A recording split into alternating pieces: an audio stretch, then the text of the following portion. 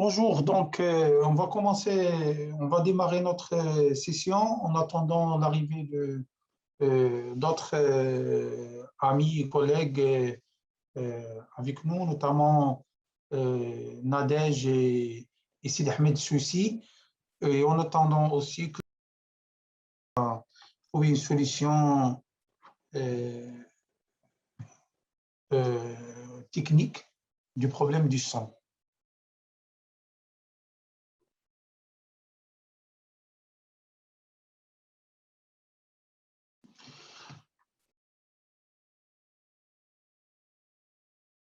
Là je tiens. Nadège, on peut t'entendre. Bonjour Nadège, tu m'entends? J'espère que le problème ne s'oppose pas aussi pour vous. Bonjour. Bonjour, très bien. Donc, le problème du son est réglé. Fabrice, pas encore? Donc, je vais demander aux intervenants de se présenter une fois de suite, après avoir introduit les questions principales de cette session organisée par l'OTS, l'Observatoire des transformations sociales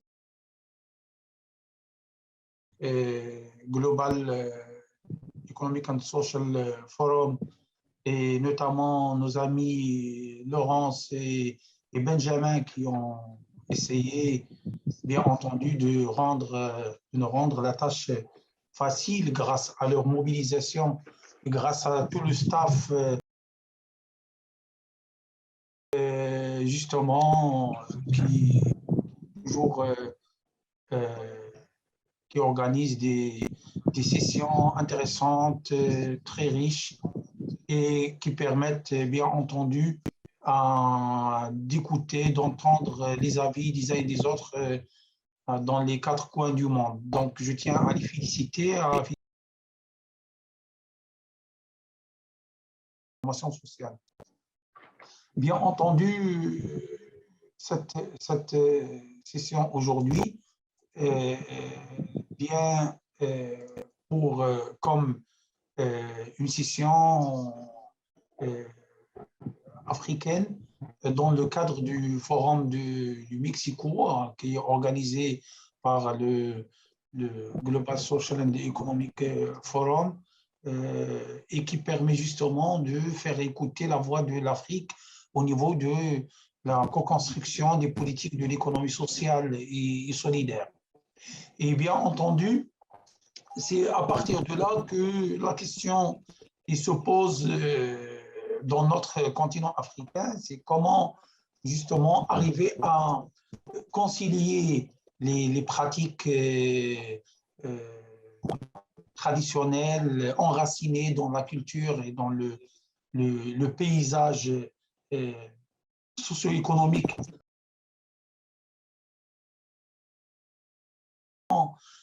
enregistrer une avancée assez importante en termes de co-construction des écosystèmes de l'économie sociale et solidaire. C'est à partir de là que nous avons invité plusieurs acteurs et chercheurs justement pour donner la parole au terrain, au territoire, donner la parole à ces expériences pour s'exprimer et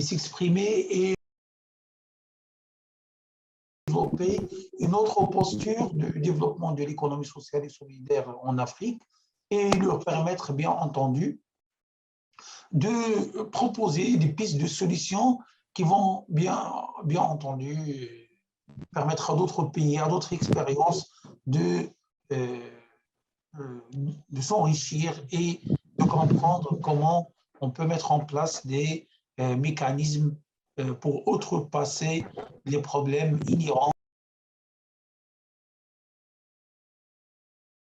Donc, je tiens à féliciter tous nos intervenants et je peux commencer par donner la parole avant de la reprendre aux différents intervenants pour se présenter et je reviendrai pour leur donner 10 minutes chacun pour justement présenter un exposé ou bien échanger avec nous autour d'une question principale qui est de leur choix.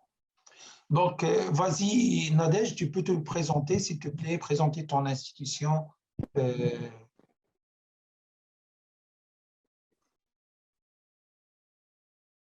Oui, Nadège, tu m'entends?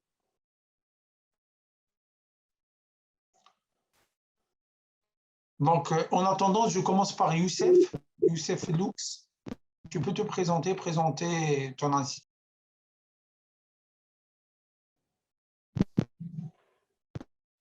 Vas-y. Donc, bonjour tout le monde. Donc, je suis Youssef Lux, donc président de réseau associatif Esprit d'initiative de l'économie sociale et solidaire au Maroc, et également membre de l'OTS, l'Observatoire de transformation sociale. Donc, je suis docteur en politique publique de développement social, et on a travaillé sur plusieurs thématiques sociale et solidaire, à la promotion de l'économie sociale et solidaire, et la compréhension des comportements des acteurs dans l'écosystème de l'économie sociale et solidaire au Maroc. Et je veux remercier M. Youssef Sader, président de l'OTS, pour cette invitation. Donc, c'est une occasion pour moi pour parler des jeunes, pour défendre le point de vue des jeunes au niveau de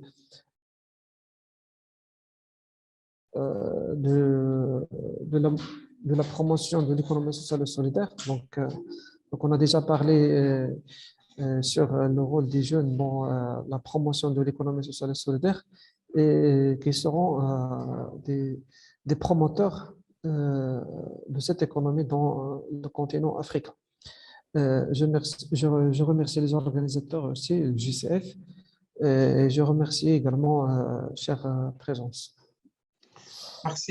Merci beaucoup, Youssef. Donc, je te donnerai la parole tout de suite après pour étaler ta réflexion et ton expérience à ce niveau-là. Donc, Nadège.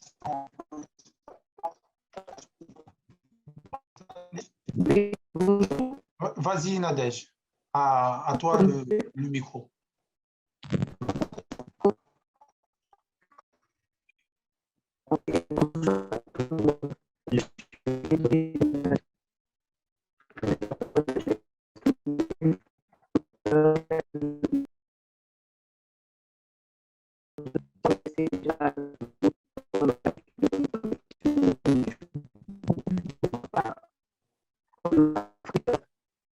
Il y a un problème de micro, je ne sais pas, c'est un problème de connexion, Nadège.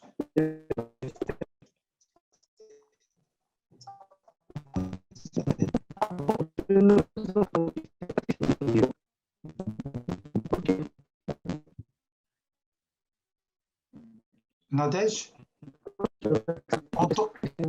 on t'entend.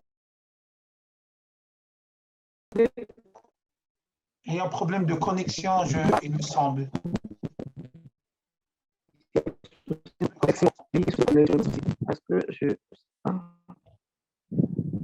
Nadège?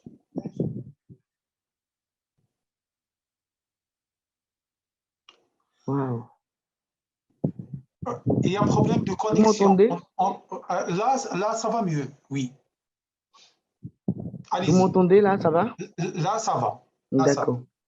Allez-y, vous recommencez, hein, parce qu'on n'a rien entendu auparavant. Voilà. Je suis Nadège Yedo, présidente de la Jeune Féminine.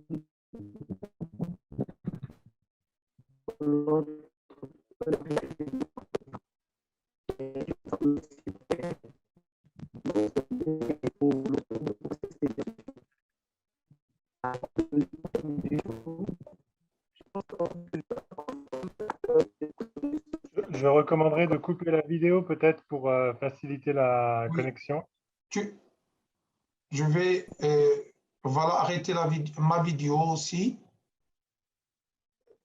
Non, je pensais surtout à Nadège, en fait.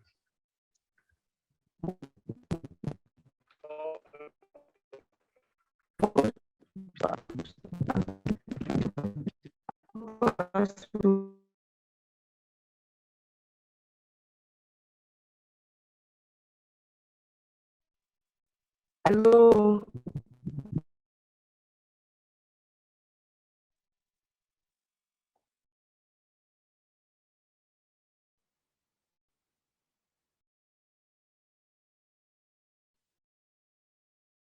Oui, Nadège?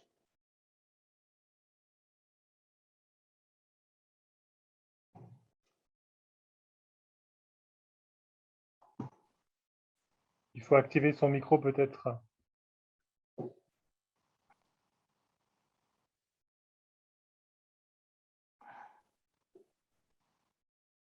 Alors là,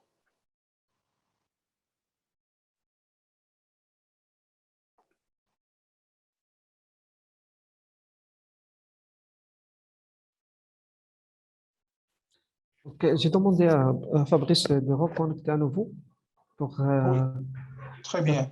donc, sur WhatsApp. J'espère qu'elle va régler son problème Je vais essayer de... Oui.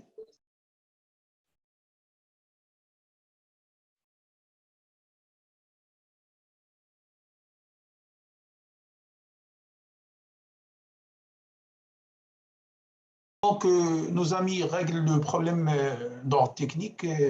On va essayer voilà, de poser les questions pour baliser la discussion et la réflexion autour de les questions de l'écosystème euh, et de co-construction des politiques de l'économie sociale et solidaire en Afrique. Donc, comme vous le savez, donc je vais commencer, moi, je vais prendre 5 à nos amis pour voilà, étaler leurs réflexions et expériences à ce niveau-là. Je pense, il me semble que plusieurs questions se posent au niveau de la co-construction des politiques de l'économie sociale et solidaire en Afrique. D'abord, au niveau de la formation des acteurs. Nous, à partir de mon expérience modeste, il me semble que aujourd'hui, on a fourni énormément d'efforts en termes de formation des acteurs de l'économie sociale et solidaire sur les bonnes pratiques circulantes en la matière, notamment dans la sphère du mouvement international sur le green, des politiques de développement, comment rendre voilà, des pratiques vertes et les banaliser, les vulgariser dans les pratiques de développement durable au niveau du continent. Et que le problème qui se pose, c'est que l'essentiel de ces acteurs se concentre, comme les politiques de développement dans énormément, l'essentiel des pays africains se concentre dans la capitale du pays. Les acteurs se concentrent aussi dans la capitale du pays et l'essentiel des efforts de formation vont pour cette catégorie, pour ce groupe d'acteurs. Ce qui fait que les bonnes pratiques restent centrales.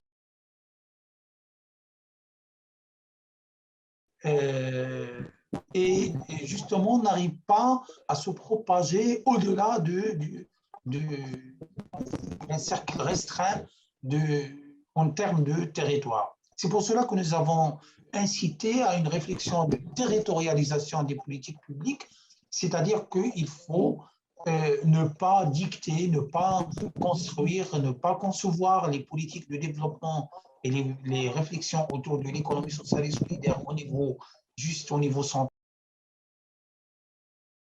un écosystème local pour émerger, pour se renforcer et pour se consolider. Cette émergence et consolidation, c'est un processus lent et complexe qui nécessite bien entendu un échange et un débat,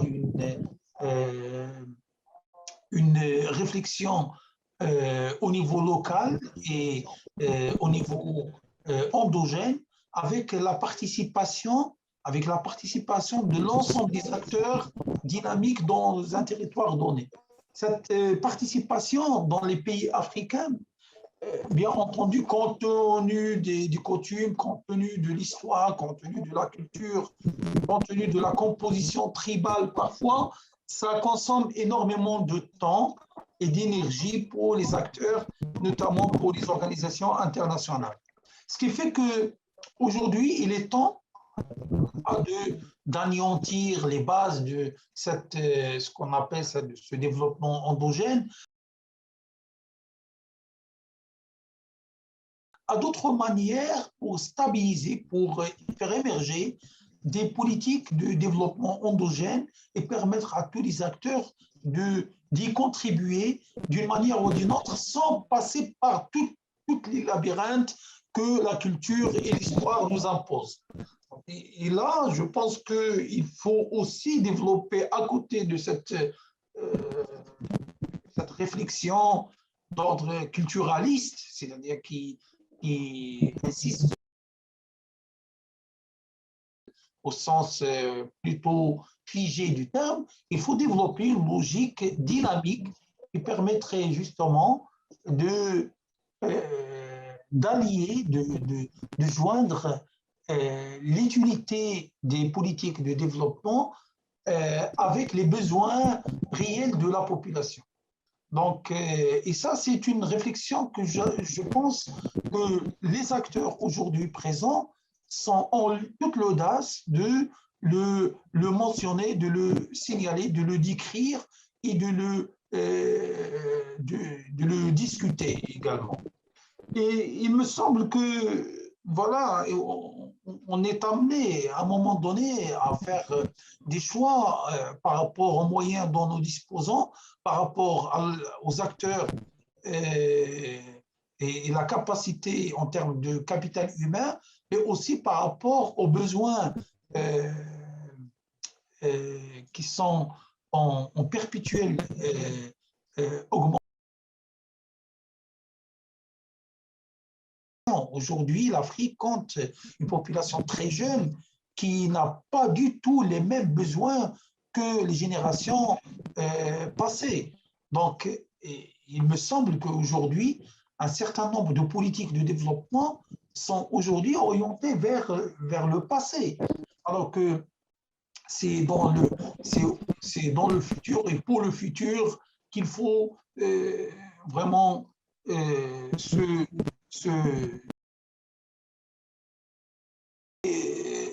au niveau je mettrai l'accent sur la construction de l'écosystème. Dans l'écosystème, dans les pays africains, nous avons aussi un second problème d'ordre, je dirais, des notabilités. Les notabilités ou bien les pratiques notabilaires locales freinent un certain nombre d'initiatives, notamment des jeunes et des jeunes associations, des jeunes acteurs. Et malheureusement, quand on va un peu dans l'arrière-pays ou bien dans les zones enclavées, on constate qu'il y a des notabilités qui dominent et prédominent des territoires, des tribus, et des espaces et des écosystèmes entiers. Et où tout l'écosystème passe par eux et toute la chaîne de valeur de production locale, comme des rapports sociaux-culturels de la région, passe par ces notabilités. Donc maintenant, quel est le rôle de ces notabilités? Comment les destituer au sens sociologique du terme et permettre de créer de nouvelles dynamiques de développement, de changement social au niveau des pays africains? Et là, c'est aux associations des jeunes aujourd'hui et des femmes aussi, comme celle représentée par Nadège et Fabrice, ils ont le devoir de ne pas mettre une série d'actions et d'activités parce que ça c'est important, mais le plus important c'est d'asseoir, de mettre ça, de le concevoir dans le cadre d'une stratégie qui passe inéluctablement bien entendu, par une mobilisation des acteurs qui aspirent à ce que ce changement ait lieu dans leur pays, dans leur espace, dans leur tribu, etc. Ce changement passe aussi, ce que dans la sociologie du changement, on parle du changement positif, c'est-à-dire que sans passer par la confrontation, par une vision frontale du changement, on peut aussi prescrire un changement positif. Le changement positif passe par des acteurs de leadership, un leadership qui est formé et imprégné par les valeurs des enjeux réels qui aujourd'hui guettent l'humanité, à savoir le développement durable, comment rendre les politiques de développement vertes, et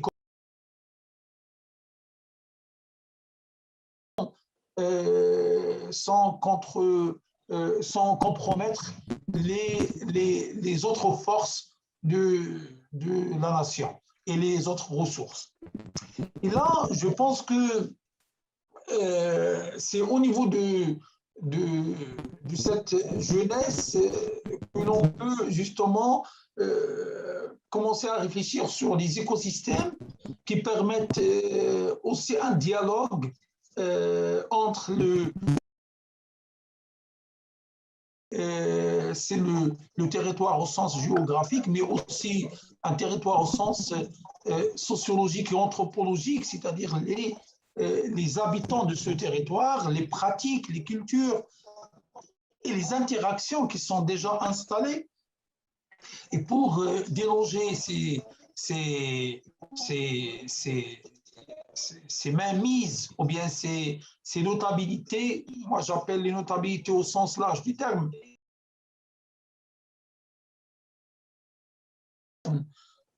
si vous rentrez aujourd'hui à l'université, vous allez trouver des notabilités, c'est-à-dire des profs anciens qui sont les gardiens du trône et qui veillent à ce que les anciennes traditions, les anciennes pratiques, les pratiques ancestrales restent et demeurent et s'imposent.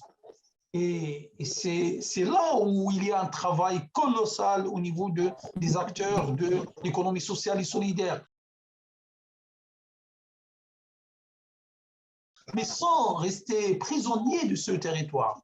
Et là, je pense que la clé de voûte de cette transformation, c'est le réseautage, c'est la connexion, c'est le capital social, c'est la capacité de mobiliser des acteurs qui ont le même objectif, qui sont inspirés par le même système de valeurs, justement pour aller dans un objectif commun, c'est-à-dire co-construit, comme le disent les Canadiens, la co-construction de ces politiques passe justement par ce leadership.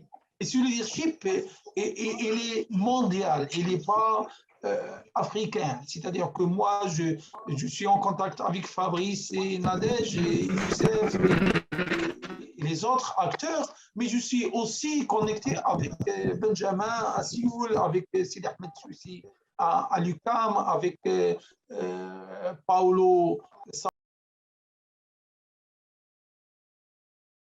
C'est-à-dire cette connexion permet de transférer le savoir et les techniques et les expériences d'une manière assez fluide pour renforcer les capacités de ces acteurs pour agir et les aider à agir positivement sur le territoire qui est le leur. Voilà, donc je ne veux pas monopoliser la parole. Je donne tout de suite la parole à Nadège, si son micro et le problème du micro est réglé. Et après, je passe à Youssef. Donc, on donne la parole à Nadège dans un premier temps. Bonjour Sid. Bonjour à tous. Bonjour. Ok Nadège, donc c'est à toi la parole. D'accord, merci beaucoup. Je pense que vous allez répondre de ma problématique. Il faut le dire, moi, en tant que président d'association qui lutte contre tout ce qui est VBG, c'est-à-dire violence basée sur le genre, Il faut dire qu'en Côte d'Ivoire surtout, nos autorités ou les acteurs de développement n'ont pas la bonne cible. Pourquoi et comment? Une activité qui concerne le milieu rural qui se fait dans la capitale, c'est-à-dire Abidjan. Du coup, les personnes concernées ne sont pas vraiment ciblées en fait, ne sont pas associées. Ça, c'est un problème que nous vivons. En deux, nos collectivités ou nos cadres de collectivités n'associent pas forcément les associations à leurs actions, à leurs activités. Ils n'associent pas forcément, c'est déjà même notre bataille actuellement, parce que si nous sommes dans une dynamique où on organise des événements qui concernent la jeunesse féminine ou qui concernent la femme et on n'associe pas la femme, du coup, l'intention est bonne, mais l'action devient mauvaise en fait. Je ne sais pas si on peut comprendre. De trois. Ici, en Afrique, surtout au milieu rural, parce que je suis beaucoup dans le milieu rural, nous essayons tant bien que mal de recadrer le potentiel féminin à travers l'entrepreneuriat. Donc, ces femmes que nous accompagnons sont des femmes majoritairement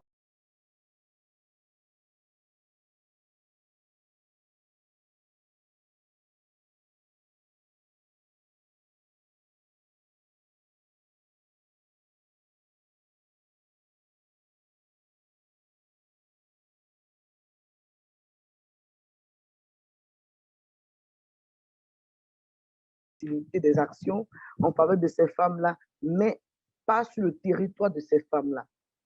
Du coup, on a un problème d'aperçu de cette action-là. Voilà un peu ce que j'avais à dire pour le moment. Donc, je pense que si nos cadres ou bien nos politiques de développement se dirigeaient exactement vers la vraie cible, je pense qu'on aura vraiment résolu une large partie, une meilleure partie de notre continent. Voilà un peu ce que j'avais à dire. Très bien, merci Nadège. On reviendra vers toi au niveau de la discussion. Je donne la parole à Fabrice. Fabrice. Allô? Oui, J'espère qu'on m'entend. oui, on vous entend. Très bien. Donc, vous coupez le micro et je donne la parole à Fabrice. On va revenir vers Allô? oui, Fabrice. Allô? Vous m'entendez? Oui.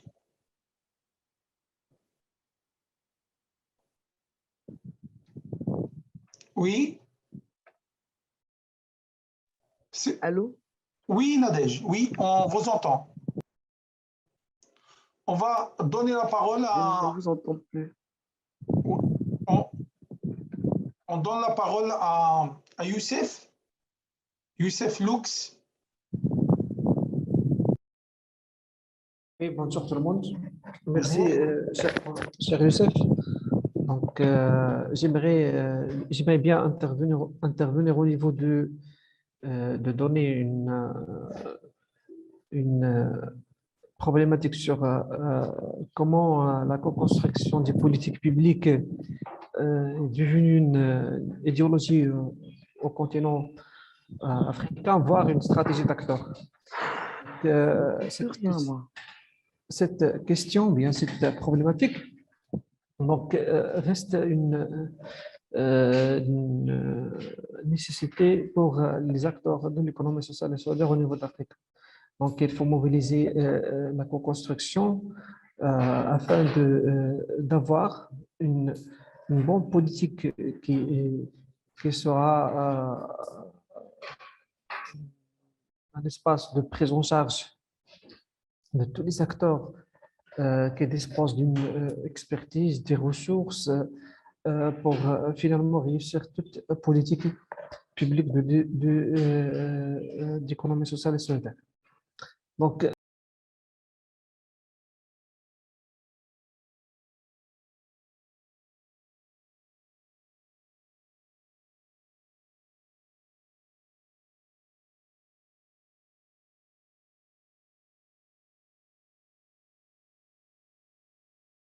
renforcer les capacités d'acteurs à comprendre ces normes, à comprendre la construction, à comprendre la manière dont ils vont réagir pour construire finalement une politique publique d'économie sociale et solidaire. Et cette problématique va finalement réguler soit les politiques actuelles, la défiance des politiques actuelles, ou bien réorienter à nouveau les politiques qui sont déjà signalées ou bien déjà faites.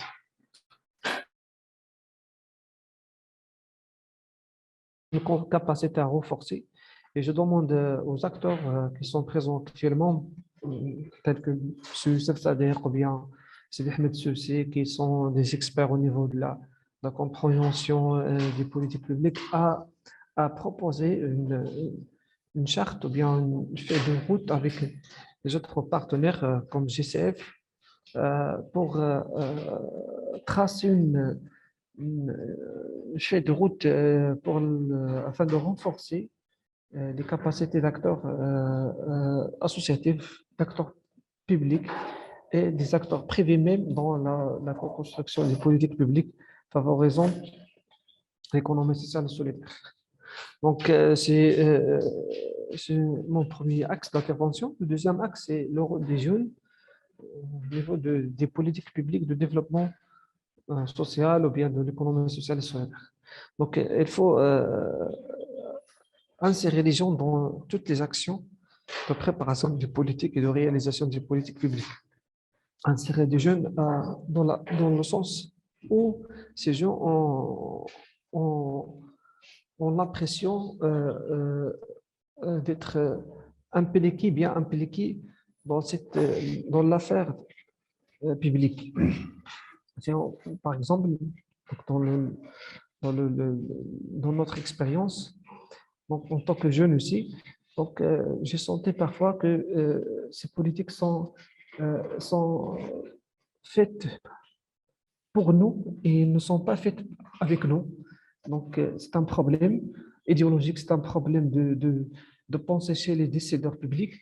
Quand on assiste dans des réunions, bien des comités de travail, tels que des comités de développement social d'NDH, par exemple, au niveau provincial. Donc, on a l'impression qu'on est une cible.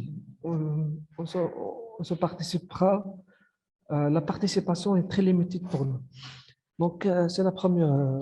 Deuxième problématique, c'est qu'il faut mobiliser les jeunes à, à s'intégrer dans ce processus de co-construction des politiques publiques, à s'intégrer de façon 100%, à s'intégrer pour qu'elles soient responsables aussi et soient des décideurs au niveau de la construction, de la réalisation des politiques publiques de développement social. Donc, il faut changer le paradigme des acteurs publics. Finalement, il faut changer le paradigme des acteurs publics africains. Il faut comprendre, comme Youssef et Sidi Ahmed Soussi ont déjà signalé, une épistémologie du Sud. Donc, un contexte du Sud, un contexte africain, et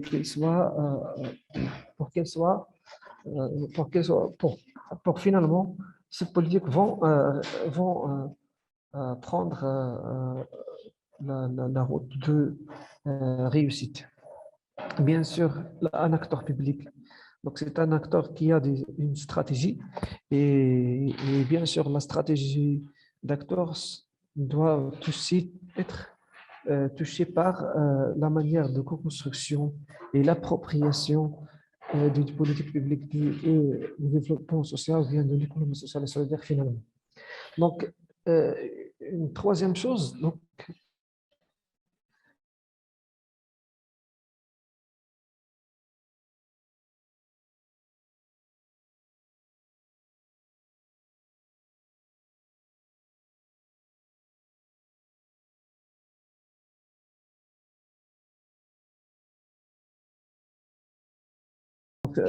finalement, on va la co-construire avec des autres acteurs.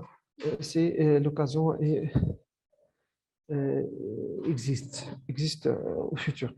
Donc, la co-construction amène à l'appropriation amène à la co-construction. Donc, c'est une régularité nécessaire pour les acteurs d'économie sociale et solidaire. C'est une régularité que c'est les acteurs tels que GCF, l'OTS, peuvent prendre en charge afin de réussir toute action euh, publique. Donc, quatrième élément, donc c'est l'interaction. Donc, l'interaction, c'est d'ajouter, bien de renforcer chez les acteurs une capacité interactionniste à travers la compréhension de culture des autres acteurs, un peu l'équipe, à travers le renforcement d'esprit d'équipe, à travers une mobilisation des compétences en communication linguistique, des compétences euh, de, de, de, de contacter, de recherche, de partenariat, de mobilisation. Donc, vraiment, la co-construction, si on veut penser à cette problématique, on peut toucher toutes les capacités nécessaires pour finalement un acteur soit capable, soit prêt à co-construire une politique publique de développement social. Donc, ces éléments, ces problématiques que j'ai déjà signalées, ce sont pour moi et pour des autres acteurs après des consultations, ce sont des enjeux nécessaires euh, pour développer l'écosystème des acteurs sociaux au niveau africain. Donc, on partage au Maroc, sinon, les acteurs marocains, ils partagent même problématiques que les autres acteurs africains. Donc, Côte d'Ivoire, la Tunisie, par exemple, la Libye, le Togo, bien, Sénégal, etc. Donc, la construction, c'est une compétence qui va bien sûr développer chez nous une feuille de route de la réalisation des objectifs de toute politique publique de développement social, bien d'économie sociale et solidaire. Et donc, je tiens à féliciter chers intervenants pour l'intérêt de ces présentations et d'incitation aux acteurs à faire évoluer un constat de la co-construction dans l'écosystème des acteurs d'économie sociale et solidaire. Et je veux remercier cher professeur Youssef Sater. Merci Youssef pour cette intervention pertinente qui est pleine de questionnements, d'interrogations sur le sort des politiques de développement en Afrique. J'aimerais à ce niveau-là, avant de donner la parole à mon ami Sidi Ahmed Soussi, justement appeler l'auditoire, appeler tous les acteurs qui s'intéressent à l'Afrique, de se poser la question, est-ce qu'il n'est pas temps d'évaluer toutes ce qu'on appelle sa démarche participative dont on a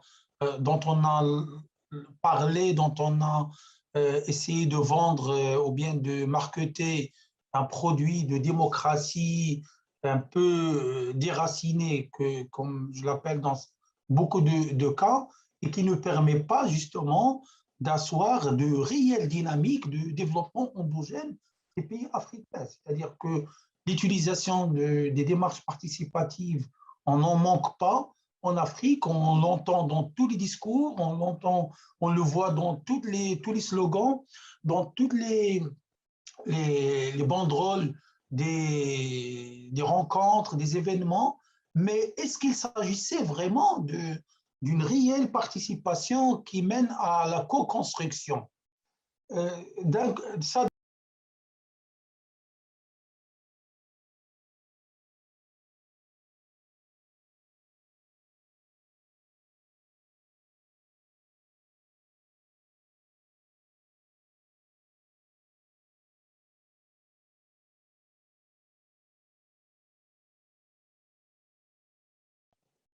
Mais pourquoi ces gens-là, ces acteurs-là, ils vont s'asseoir et participer dans ces événements et contribuer dans ces événements et légitimer aussi ces événements sans pour autant plaider pour une réelle contribution dans la construction et la conception des projets de développement.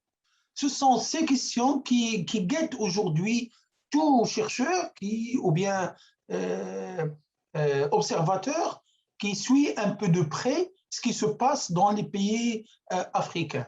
Donc, l'acteur lui-même est aussi responsable de l'état actuel des choses. Donc, je donne la parole à mon ami Sid Ahmed Soussi. Il va aussi traiter ça de son côté comme un des chercheurs éminents qui ont travaillé sur l'acteur syndical. Il est professeur à l'UQAM à Montréal et qui est aujourd'hui un des chercheurs qui plaide et qui développe, on le développe ensemble, une réflexion sur les épistémologies du Sud. Et toute cette réflexion va de pair avec notre objectif épistémologique, c'est de déconstruire et reconstruire les paradigmes autrement pour comprendre des réalités opaques. Donc, à toi la parole, mon ami.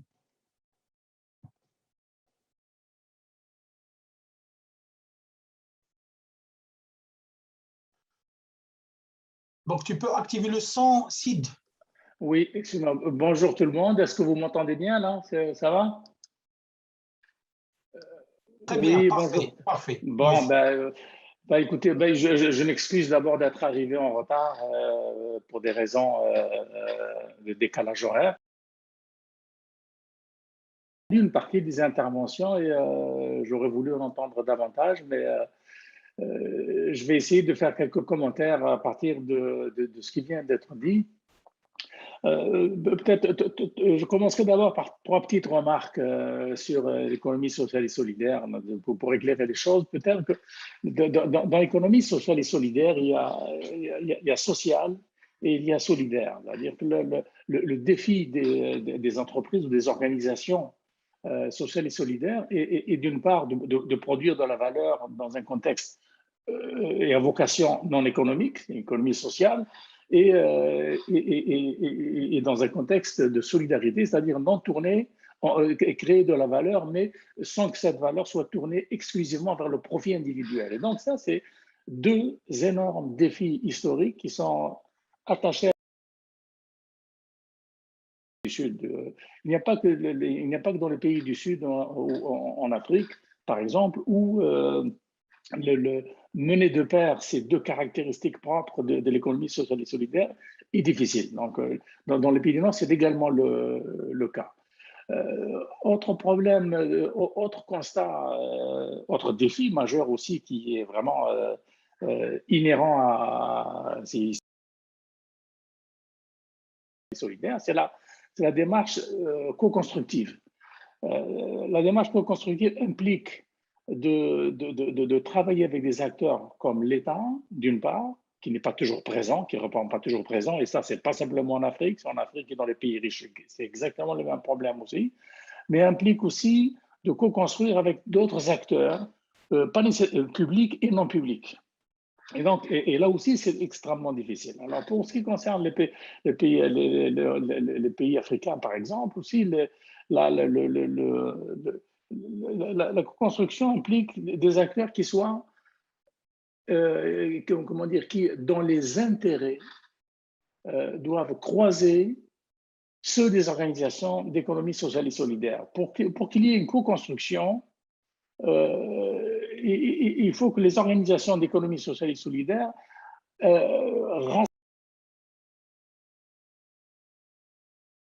les syndicats autonomes, par exemple, les organisations de femmes, les organisations de jeunes, etc.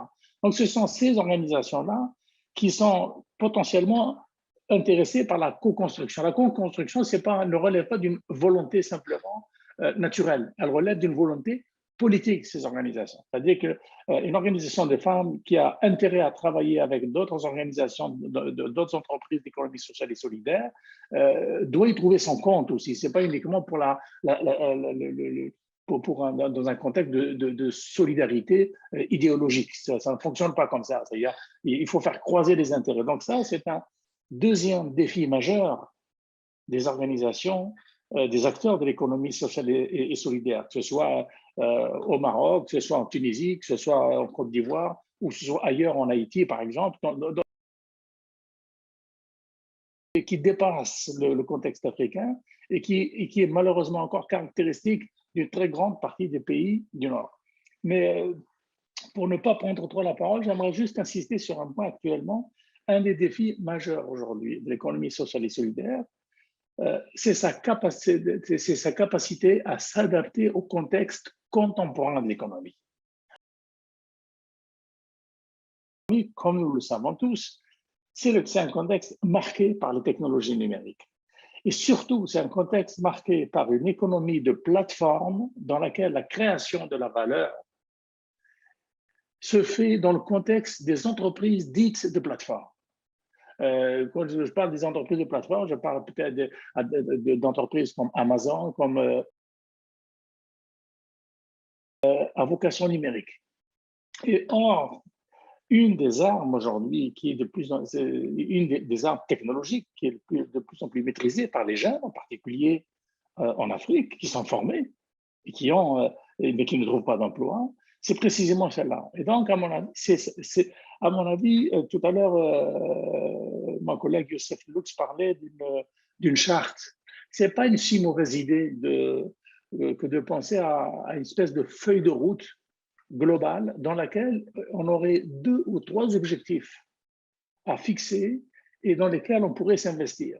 Et parmi ces 2 ou 3 objectifs, il y a cet élément-là, l'adaptation au contexte économique contemporain de l'économie moderne actuellement, qui est celui. Et je pense que là, on le voit dans des pays du Nord, par exemple au Canada, on le voit dans des pays comme l'Allemagne ou dans des pays comme la Norvège, les organisations d'économie sociale et solidaire se tournent de plus en plus vers ce secteur-là. Et ce n'est pas par hasard, parce que ce secteur-là de l'économie de plateforme, c'est un secteur qui est porteur de valeur, de création de valeur de façon beaucoup plus efficace que les autres secteurs. Cette économie-là, l'économie de plateforme, est une économie qui devient de plus en plus dominante, envahissante. Ce n'est pas un hasard si les économies du Nord se plongent tête baissée dans ce type d'économie. Donc, les entreprises et les acteurs aujourd'hui d'économie sociale et solidaire pourraient, je devrais dire, devraient prioriser. Il faudrait viser à impulser de nouvelles entreprises à ce niveau-là, mais surtout tourner tous leurs efforts de co-construction d'économie, de politique publique, d'action publique et de co-construction d'action collective vers ce secteur-là. Parce que sinon, ça nous échappe. Moi, je vous donne un exemple. J'ai une étudiante de doctorat en Haïti qui travaille sur ce secteur-là. Et là, par exemple, dans un pays comme Haïti, c'est une grande entreprise de téléphonie qui a décidé de recruter des jeunes, des filles et des garçons, des jeunes, pour travailler en télécom. Et au lieu de les employer comme un emploi, par exemple, on les considérant chacun comme une entreprise individuelle. Et surtout en baissant leur rémunération et sans aucun lien d'emploi. C'est-à-dire qu'elle a là, cette entreprise de télécom étrangère qui s'installe en Haïti, dispose d'une main-d'œuvre formidable, corvéable à merci, sous-payée, pour se développer elle-même et créer de la valeur, mais une valeur privée, évidemment, pour gonfler ses actions. Or, il se trouve qu'une partie de ces jeunes se sont organisés dans le cadre d'une coopérative et ont réussi à avoir la maîtrise d'une petite entreprise coopérative de recharge des téléphones mobiles, par exemple, si c'est leur cas, et qui fonctionne, qui tourne. Alors, bien entendu, l'objectif est modeste pour le moment, mais rien n'empêche qu'ils puissent augmenter en importance, puisque sa réalisation a été possible. C'est un peu comme quand vous construisez, devient l'expérience devient plus importante, plus nombreuse. Et donc, moi, si j'ai quelque chose à proposer à cette rencontre aujourd'hui, ce serait que, nous continuions la réflexion, comme on l'a commencé déjà avec mon ami Youssef, sur les épistémologies du Sud, c'est-à-dire sur la capacité des acteurs des pays du Sud, rationalité dans l'action, et notamment pour ce qui concerne l'économie sociale et solidaire, c'est-à-dire ne pas attendre que ça vienne du Nord, ne pas attendre que ça vienne de l'extérieur, mais prendre des décisions locales, c'est-à-dire endogénéiser l'action, d'une part, donc ça c'est en termes de stratégie d'action, mais surtout en termes de choix de secteur d'activité. Personnellement, je pense qu'il faut prioriser l'économie.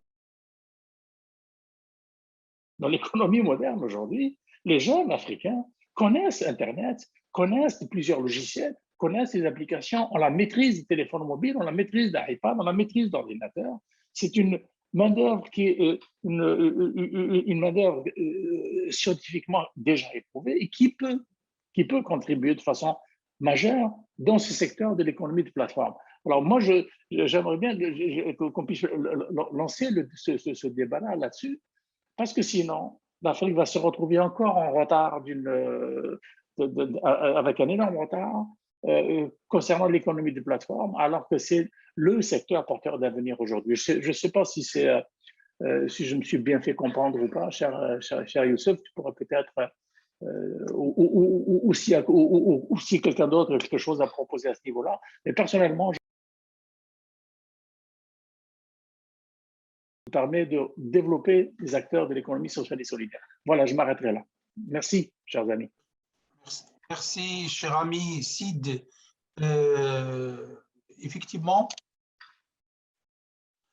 la question du secteur d'activité pose problème, mais ce n'est pas uniquement un simple choix du secteur d'activité, c'est un changement de la démarche et de la méthode.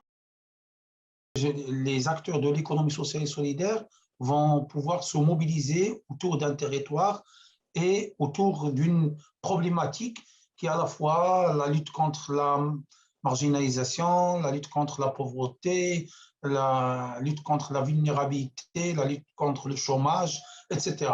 Ce sont aujourd'hui les vraies questions qui guettent aujourd'hui ces populations et à laquelle les acteurs de l'économie sociale et solidaire doivent apporter une réponse. Et la réflexion autour des plateformes, des nouvelles technologies, aujourd'hui, ce n'est pas un luxe, aujourd'hui, il nous est imposé de réfléchir à cette perspective et dans cette perspective, parce que malheureusement, beaucoup d'acteurs de l'économie sociale et solidaire reste dans la logique de ce qu'on appelle la valorisation des produits terroirs. Oui, d'accord, c'est important. Ça donne aussi une gestion des patrimoines assez conséquente, etc. Mais aujourd'hui, il y a toute une jeunesse qui, tu l'as bien dit, Sid Ahmed, qui est formée, qui a l'accès aux nouvelles technologies et qui peut profiter. Il faut juste créer de la dynamique collective et ce qu'on appelle l'intelligence collective pour proposer des produits aussi bien au niveau local comme au niveau international. C'est l'importance des plateformes aujourd'hui, c'est qu'ils te mettent une enveloppe de frontières assez conséquente entre le local et le mondial ou bien le global. Donc, et cette capacité et rapidement en un clin d'œil, ça permet aussi de se comparer, de faire le benchmarking, de comprendre comment les expériences des autres. Et là, je te remercie infiniment. Je donne la parole à Fabrice avant de garder quelques minutes à la fin pour une discussion avec tout l'auditoire. Fabrice, tu es là? Est-ce que le problème est réglé? Oui, vas-y Fabrice, on t'écoute.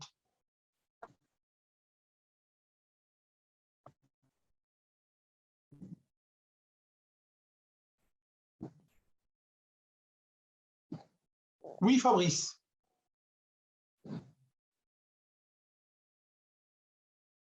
Fabrice. Oui, vas-y, Fabrice. On t'écoute.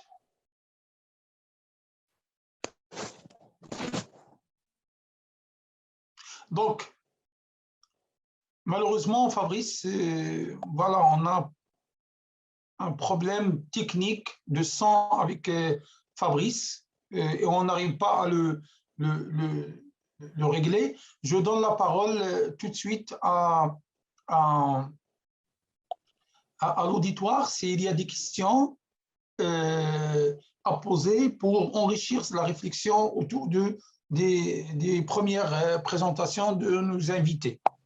Je pense qu'il y avait quelqu'un qui avait levé la main, c'est Héros. Je pense qu'il y a une. Oui, c'est. Okay.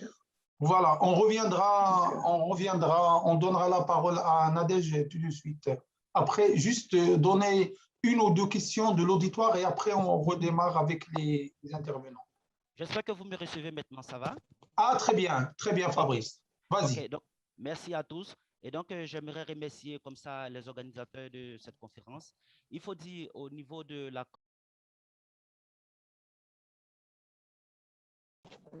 Et donc, au niveau de la Côte d'Ivoire, nous avons mis en place non seulement une plateforme, parce que pour nous, c'était très important, puisque avec l'avènement de la COVID-19 et aussi bien d'autres problèmes qu'il y avait au niveau de notre pays, pour nous, il était important de nous doter d'un outil performant adapté aux normes de développement actuelles, servant à la fois d'outils d'information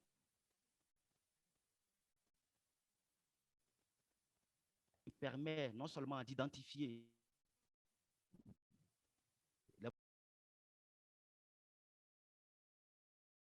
non seulement il y a des problèmes de voirie, de route, puisque par moment, il y a certaines zones qui ne sont pas accessibles, et aussi certains acteurs par moment qui non seulement sont dans des zones de production, qui font des productions abondantes, mais qui ont des problèmes pour pouvoir écouler leurs produits.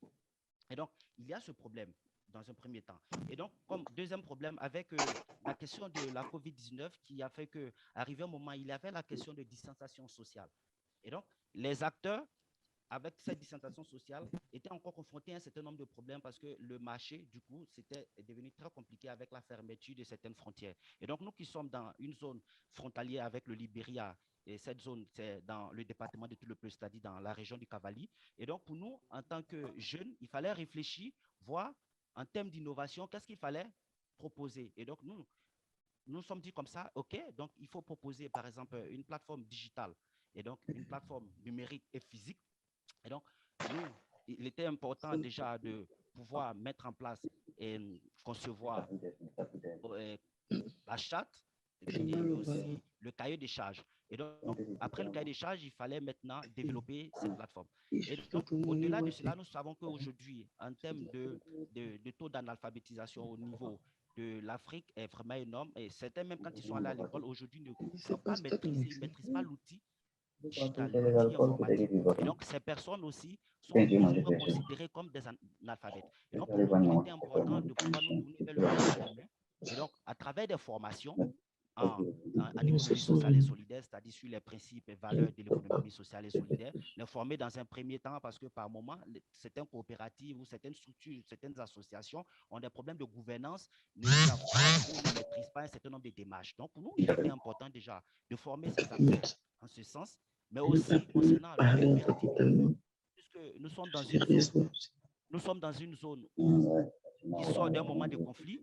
Et donc, au niveau de la cohésion sociale, au niveau de la paix et la réconciliation, il y a énormément de défis. Et donc, pour nous, nous savons que l'économie sociale et solidaire, à travers, par exemple, le modèle coopératif, non seulement permet de pouvoir éduquer en valeurs coopératives, vivre ensemble et dans la co-construction. Donc, il fallait aussi former ces acteurs en ce sens. Mais au-delà de cela, il y a aussi certaines alternatives qui ont commencé sur la finance sociale. Et donc, il fallait aussi avoir des modules de formation en ce sens pour pouvoir renforcer la capacité des acteurs en ce sens. Et aussi bien le commerce équitable, digital, tout ça.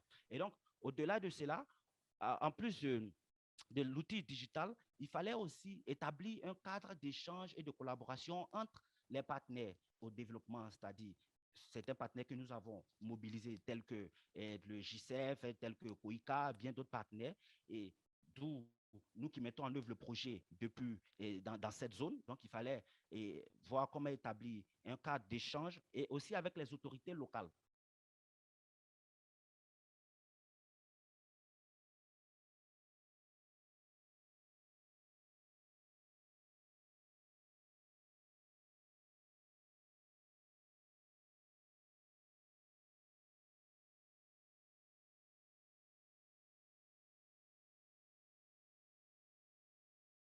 Partager non seulement des opportunités, mais partager aussi, voir comment orienter en fait la gestion de cette plateforme digitale. Parce que cet outil, comme j'ai dit tout à l'heure, c'est un outil non seulement de transaction, mais pour nous, ça nous sert d'outil en termes de pouvoir non seulement identifier sur les territoires et les opportunités, puisque à travers cet outil, au niveau des territoires, les acteurs mettent l'offre et aussi certains acteurs qui ont besoin, par exemple, de certains denrées alimentaires ou d'un certain nombre de produits, font leur demande via cette plateforme. Et du coup, ça nous permet de voir la loi de l'offre et la demande et de voir un peu comment est-ce que ça pourrait, en termes de chiffres statistiques fiables, que nous mettons à la disposition des décideurs, nous mettons à la disposition des collectivités, nous mettons à la disposition de l'ensemble des acteurs.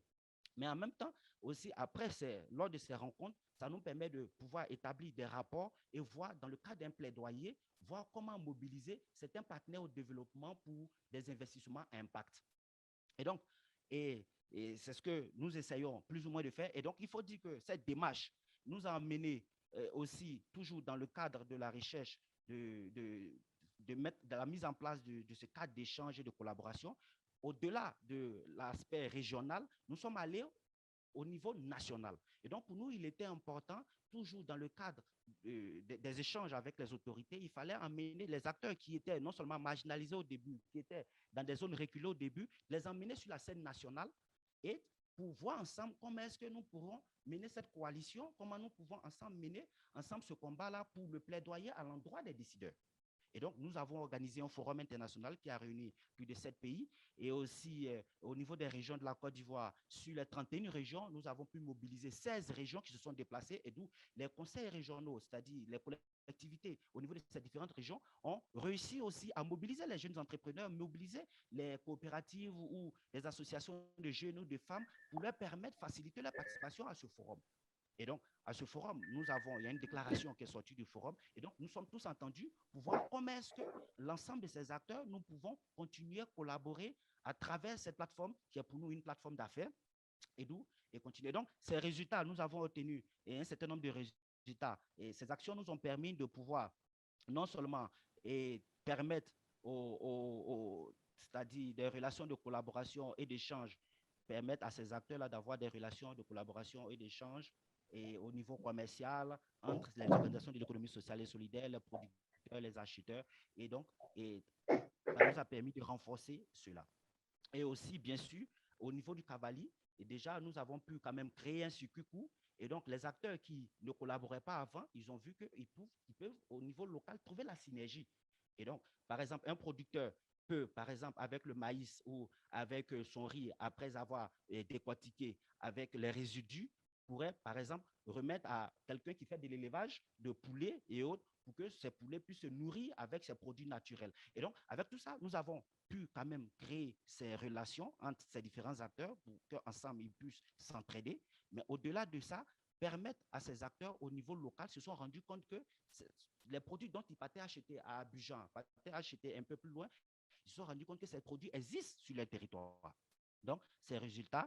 Et donc, aussi, comme autre résultat, ça nous a permis aussi de pouvoir aussi établir, renforcer un écosystème autour de l'emploi. Ça a été renforcé dans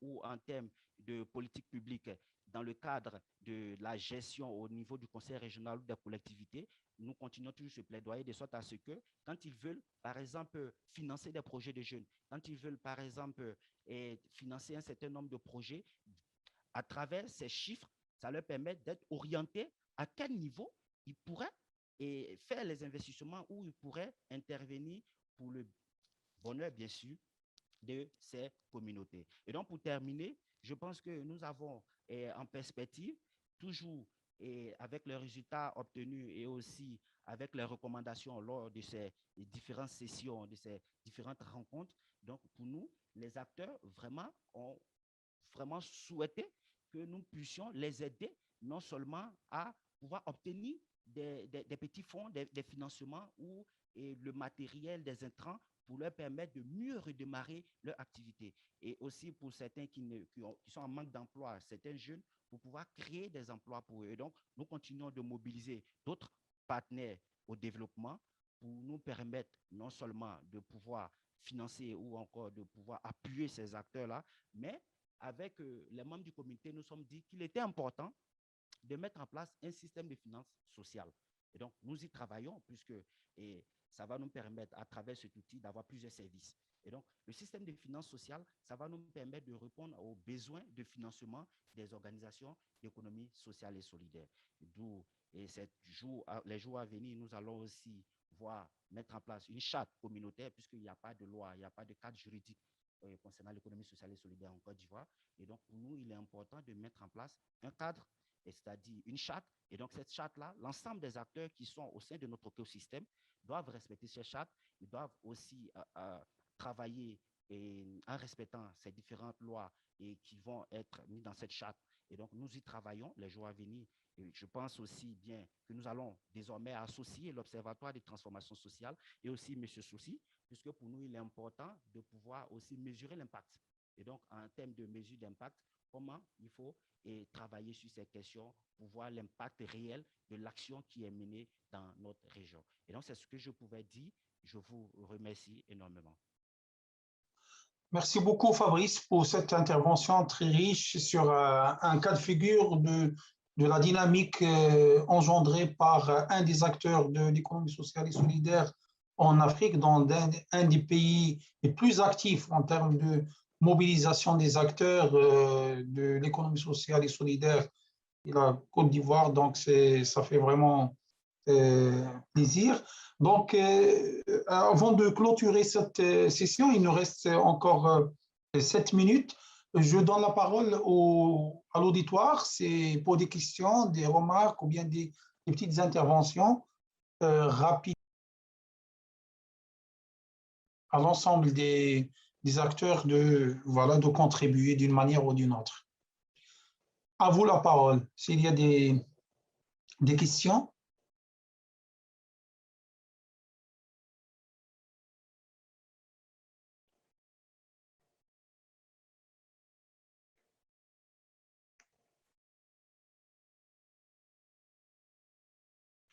Donc, il y a une question posée par M. Moukit, donc, dans le chat, donc, qui mentionne que d'après votre position en tant qu'universitaire ou praticien à la fois, est-ce qu'on peut dire que tous les ingrédients sont là pour parler de politique publique en économie sociale et solidaire ou d'autres choses qui est loin de politique? OK? Est-ce qu'il y a d'autres de Ahmed Moukit, qui est également présent sur le chat?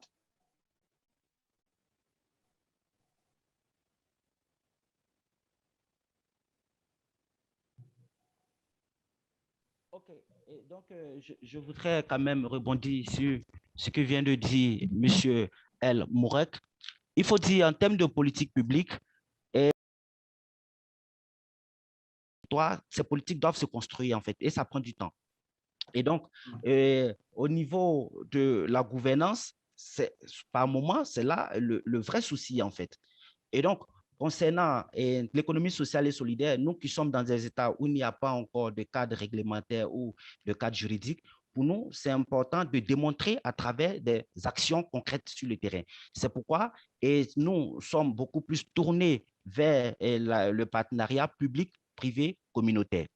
D'où il faut prendre en face les collectivités, certains services de l'État et aussi certains acteurs qui sont dans l'entrepreneuriat social, voire certaines entreprises sociales, et aussi au niveau des organisations de la société civile qui sont encore plus proches des populations, qui sont dans la population.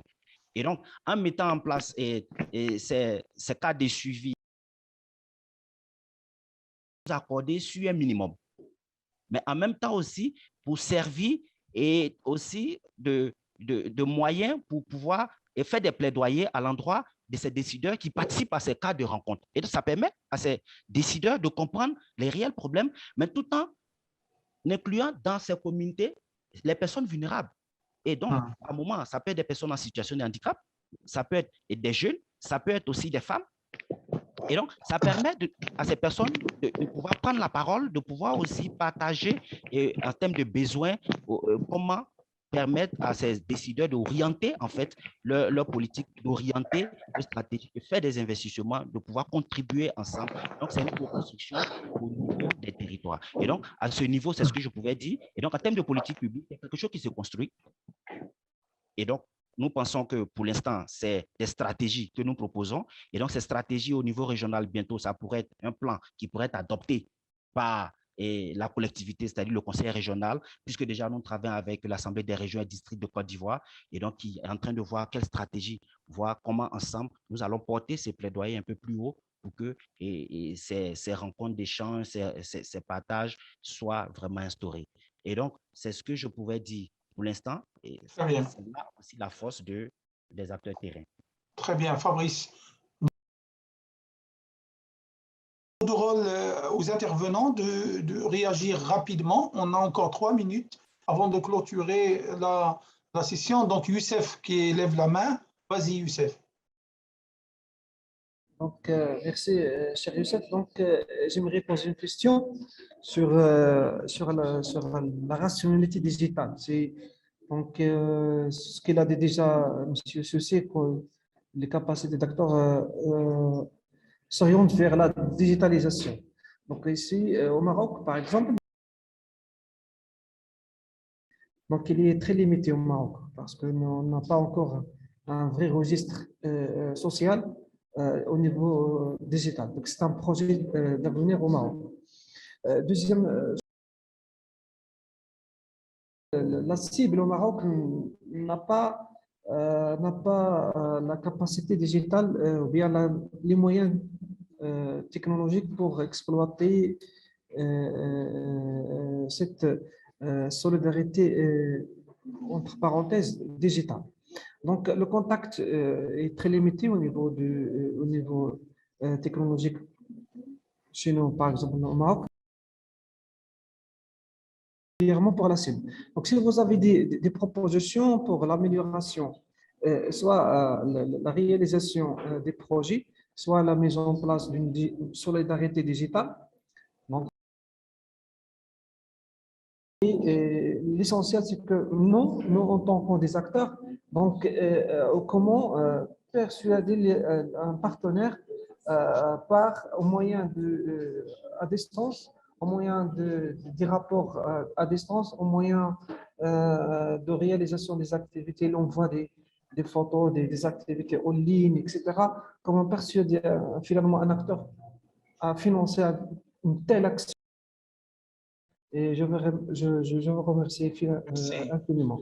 Merci Youssef. Donc la parole à Sid Ahmed Soussi en 1 minute. Oui, très rapidement. Là, je voulais réagir juste tout à l'heure sur du lien avec l'État et de l'action publique. Je pense qu'en Afrique et dans les pays du Sud, plus qu'ailleurs, le lien avec l'État doit être examiné avec beaucoup de prudence et que comme l'a dit tout à l'heure Fabrice et d'autres intervenants, l'essentiel, c'est de travailler sur le terrain, c'est d'ancrer les expériences, de les solidifier sur le terrain. Il n'y a rien à attendre, je ne dirais pas qu'il n'y a rien à attendre de l'État, mais l'État dans beaucoup de pays du Sud peut agir à double, comment dire, peut avoir un effet pervers. Lorsqu'une expérience fonctionne, l'État, c'est-à-dire les gouvernants politiques, les décideurs institutionnels, ont tendance à s'approprier ces expériences pour les bureaucratiser et les attirer vers comment dire, et les attirer dans leur propre nacelle. Alors que l'essentiel dans les entreprises d'économie sociale et solidaire, c'est précisément de maintenir non seulement leur autonomie, mais aussi leur capacité de reproduction et de développement. Donc, de ce point de vue-là, il faut toujours voir le lien avec l'État comme un lien instrumental pour utiliser l'action publique, mais non pas pour compter sur l'État pour on le montre très clairement, et dans le pays du Sud, toutes les recherches qui m'ont été données de voir là-dessus le montrent aussi clairement. Deuxième et dernier point, cher Youssef, c'est qu'il faut absolument continuer ce travail que tu as lancé, cette initiative-là, de ce type de rencontre, pour se donner une feuille de route. C'est de commencer par se donner rendez-vous pour la suite des choses. Je trouve que c'est très, très important de continuer à multiplier ces échanges-là. Voilà, c'est tout ce que j'avais à dire compte tenu du temps. Merci. Merci beaucoup, cher ami Sid. Je donne la parole à Nadège. Nadège, tu m'écoutes?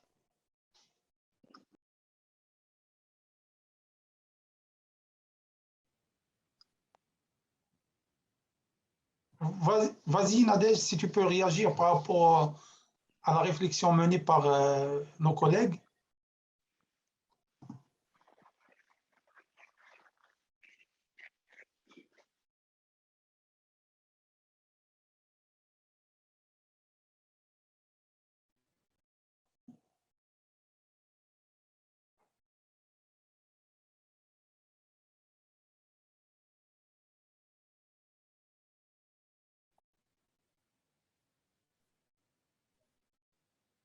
Vas-y, Nadège. Oui, Youssef, Youssef, il va falloir malheureusement Arrêtez. clôturer la session, donc juste rapidement 2 minutes. Oui, 2 minutes. 2 minutes, c'était prévu. 2 minutes. C'est Nadège, vas-y.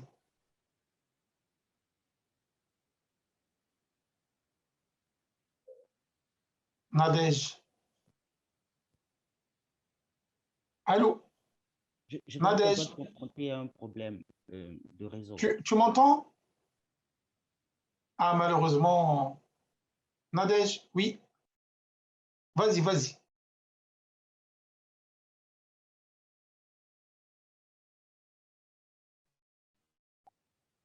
Nadège, oui. On t'entend, vas-y.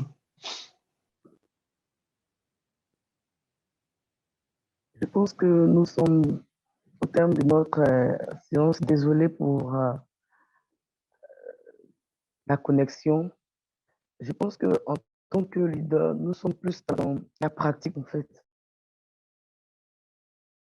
des personnes que nous gérons. Nous sommes toujours auprès de la jeunesse. Il faut dire que c'est bien de faire des propositions, c'est bien de faire on va dire, des recherches sur l'économie sociale, la jeunesse, tout ça. Mais il faut vraiment vivre au quotidien le quotidien de ces personnes-là pour voir réellement qu'est-ce que ces personnes, quel est leur vécu en fait. Ces personnes sont vraiment des personnes qui ont vraiment besoin d'être accompagnées. Nous, en tant que leader, nous avons créé l'association juste pour contribuer au recadrement du potentiel féminin. Et nous essayons, tant bien que mal, de faire ce qu'on appelle les e-tontines. Nous essayons de les aider à se reprendre leur foyer. Elles ont des enfants à charge, d'autres travaillent de mode très difficile. Et on n'a pas de soutien, mais on essaie quand même de les recadrer en développant en elles le côté entrepreneurial. On les apprend à se prendre en charge, on apprend à créer des petites entreprises, tout ce qui est arrivé du manioc, surtout des chiffres, des croquettes que nous faisons sur fonds propres et avec nos propres moyens en fait. Aujourd'hui, notre difficulté, c'est qu'on n'a pas d'appui, pas forcément financier, mais appui, un soutien moral pour emmener ces femmes-là à vraiment sortir le meilleur d'elles. Et c'est vraiment l'appel que je lance à tous les intervenants, à tous ceux qui peuvent nous accompagner dans ce sens-là, à vraiment aider ces femmes-là réellement à vivre. Et vraiment, je pense que parlant même de la technologie, quand une femme n'est pas éduquée, ne sait pas lire, ne sait pas écrire, ce sera difficile pour elle de pouvoir vraiment s'approprier le domaine de la technologie. Donc, c'est un peu mon plaidoyer en faveur de ces femmes-là. Si il y a des personnes qui nous accompagnent, généralement, on a plusieurs projets et je les remercie déjà à M. Bal à vraiment apporter un petit plus à vraiment la situation que ces femmes-là vivent. Merci à tout le monde et puis bon, nous reverrons certainement très prochainement. Merci, merci beaucoup Nadège. Désolé de vous interrompre. Nous étions appelés par le comité d'organisation pour arrêter la session parce que notre session fait partie d'un grand forum de l'économie sociale et solidaire organisé à Mexico. Donc, c'est dans ce cadre pour fêter l'anniversaire de l'indépendance du Mexique. C'est un très grand plaisir d'avoir ce parterre d'intervenants, de gens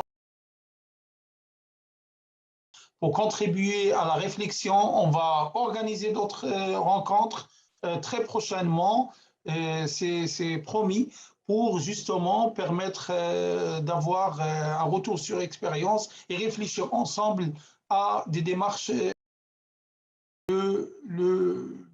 la co-construction des politiques de développement et dans une perspective d'épistémologie des Suds.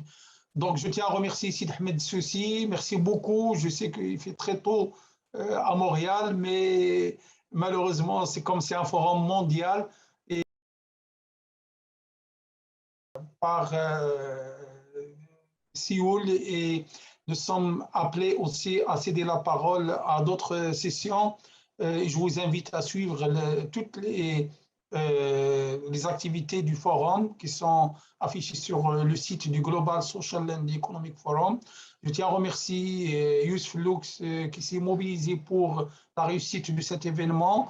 Nadège et Fabrice, merci beaucoup de nous apporter votre expérience. On va certainement réfléchir et à vous inviter à travailler avec nous parce que nous avons comme projet de publier un livre solidaire dans les perspectives des épistémologies des Suds. Et ça, c'est une proposition que j'ai faite au Global Forum and Economic, Social and Economic Forum pour travailler dessus. Et je remercie tout l'auditoire de nous avoir grain de sable dans cet édifice. Merci à tout le monde et je vous dis